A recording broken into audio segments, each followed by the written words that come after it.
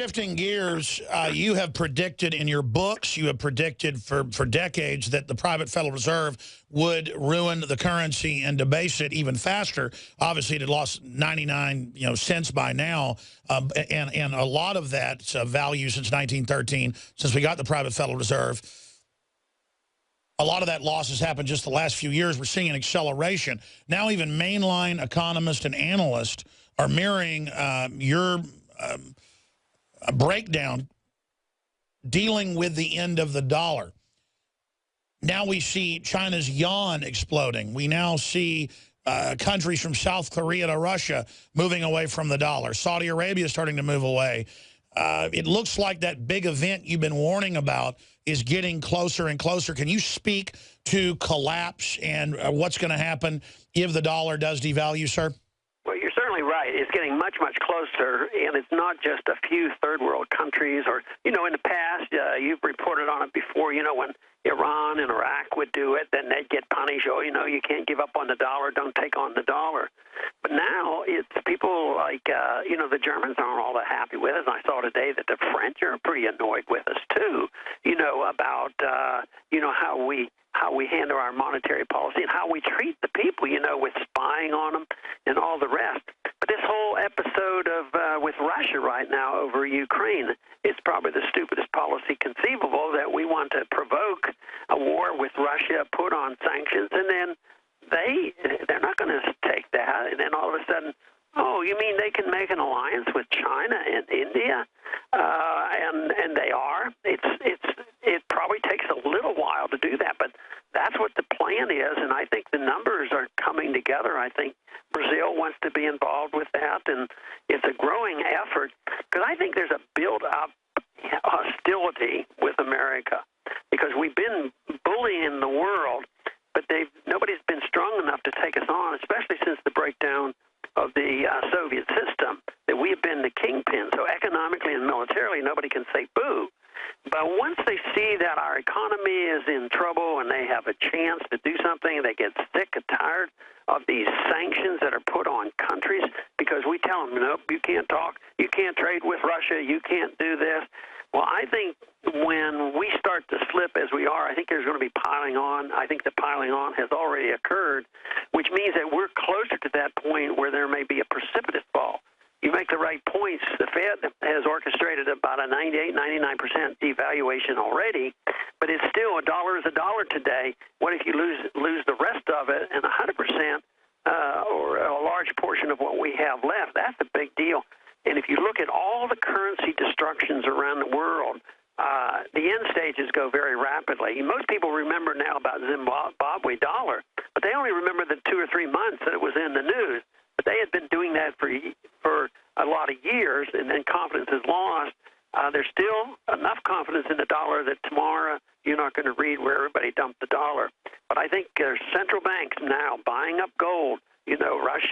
Russia mines it and they keep it. China buys the gold. India's always bought gold, and a lot of other people do. But our banks, the Western banks, the European banks, and of course the United States claim that there's no need for that. We're not going to buy it. But who knows what they're doing behind the scenes? I suspect that they're doing the same thing. That's right.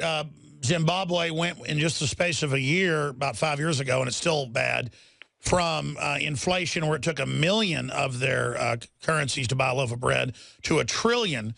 We just showed some of those $1 trillion notes on screen, and their answer was total totalitarianism.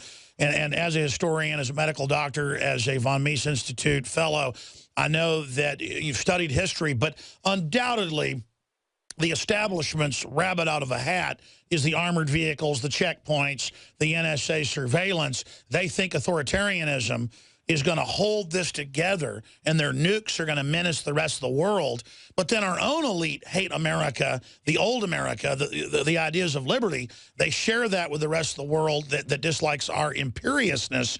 So it's a very bizarre mix of factors where the establishment's trying to shut off our power plants, Cloward and Piven, our governmental systems bankrupting them in a power grab. But I sit back looking at the wide spectrum, and I see the elite undermining their own empire that gave them their power. So it really seems like a evil system that doesn't even know what it's doing, or does it? Can they pull a rabbit out of the hat, Dr. Ron Paul? No, temporarily they will, but they think they are omnipotent because they get away with it for so long. But eventually, the markets and the people catch up with them. Just yesterday, I don't know if you noticed, there was a hearing in the banking or the Financial Services Committee about auditing the Fed. Of course, they wouldn't use my bill to audit, and they bring up with this crazy scheme that they can do it by a formula. And as long as the Fed follows this formula, which is just another form of economic planning, and they did this because the Fed's 100 years old, and they said, now it's time for reform. But they were pretending this was audit, had nothing to do with audit, although they used that language. I sent in my, my dissenting views, and they did take them, and they put them in the record, but they really didn't give it a serious discussion. And the big thing is the Paul Brown, congressman has the bill that I had for a long time. He has 224 co-sponsors, enough to pass the bill, and they wouldn't even bring that bill up and contemplate it. They bring up this other crazy thing of a price rule.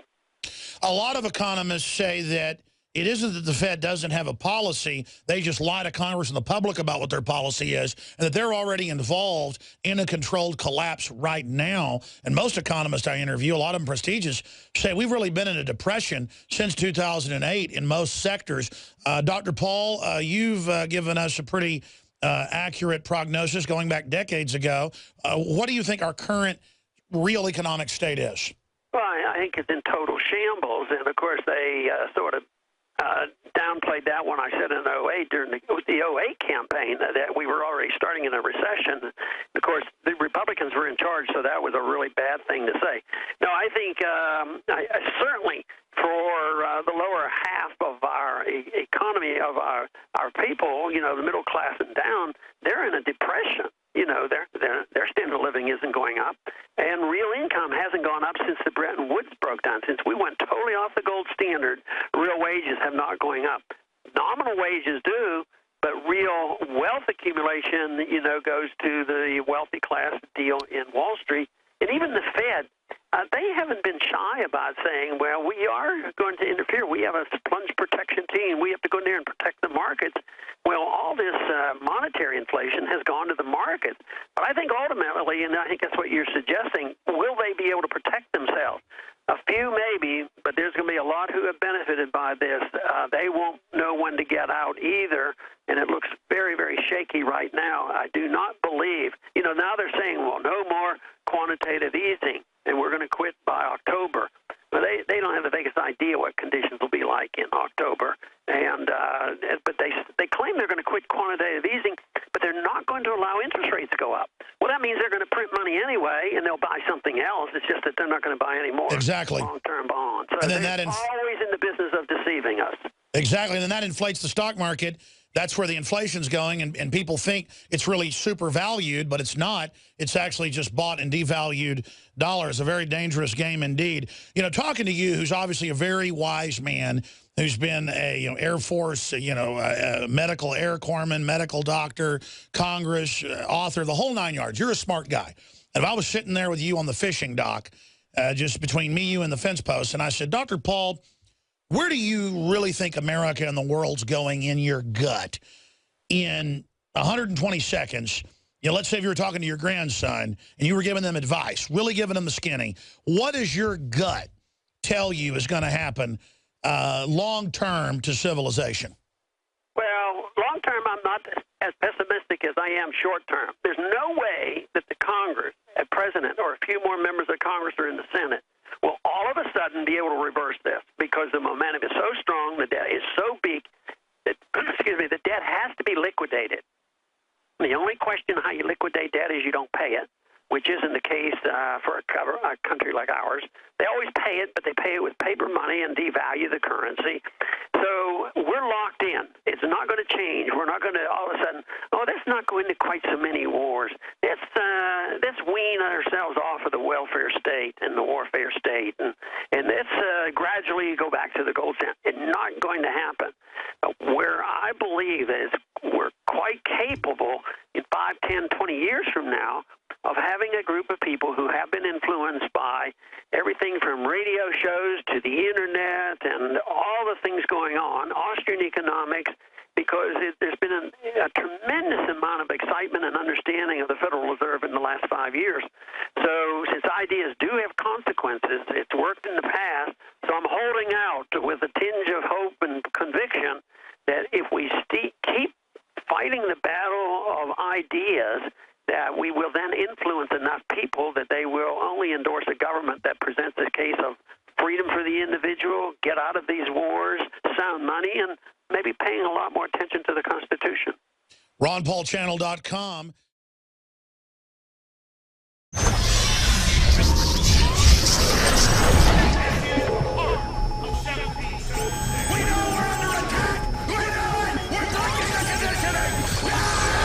Alex Jones here for Infowars.com.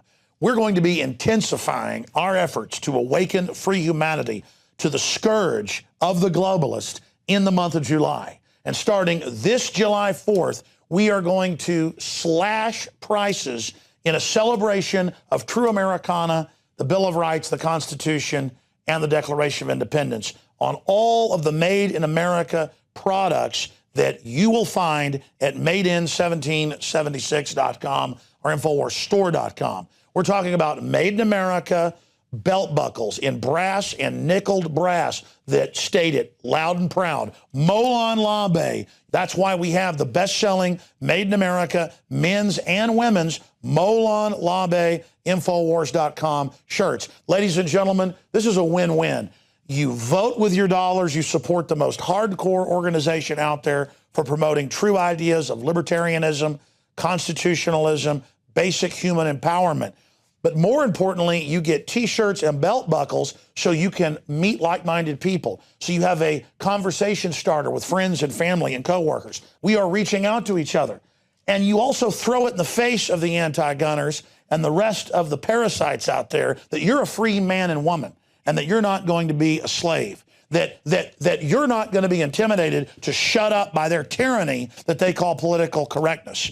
That's why in the month of July, we have got giant specials on everything at madein1776.com. But to expand the InfoWar, we're offering the biggest special in the history, 13 years of PrisonPlanet.tv, our multimedia platform. We're offering the equivalent of more than 5 months free right now when you get a membership at PrisonPlanet.tv, and you get 11 memberships that can be used with the same username and passcode so you can share it with friends and family. Now is the time to fund the war bonds. Now is the time to fund the InfoWar. Now is the time to get aggressive. Now is the time to double down. Now is the time to realize you are the people that made the InfoWar so successful and one of the leading lights worldwide against tyranny.